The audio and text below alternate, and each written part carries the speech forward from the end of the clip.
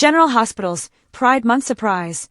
Natalia's exit marks a big shift for LGBTQ plus representation.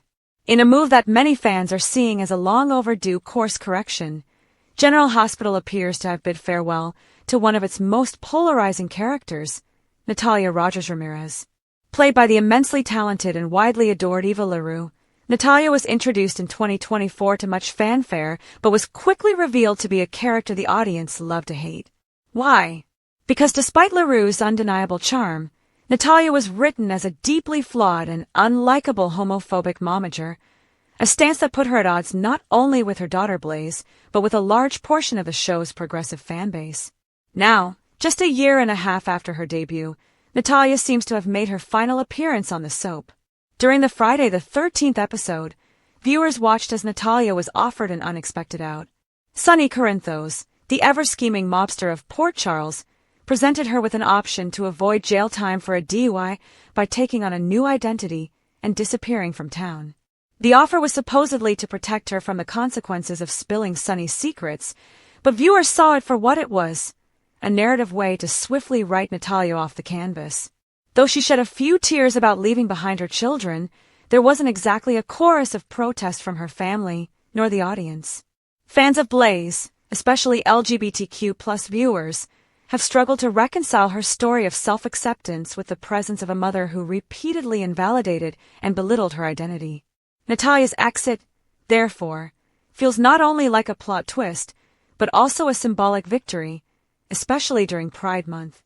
LaRue's exit comes at a time when General Hospital is doubling down on its efforts to portray authentic and inclusive stories, especially regarding LGBTQ plus characters. Blaze has been a beacon of hope and representation in recent storylines, forming meaningful connections and showing real emotional depth.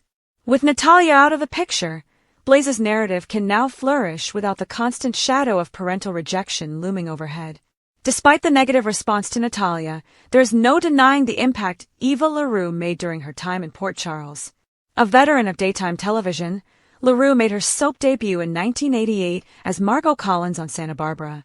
She later appeared in iconic shows such as Married, With Children, Dallas, and even co-hosted Candid Camera.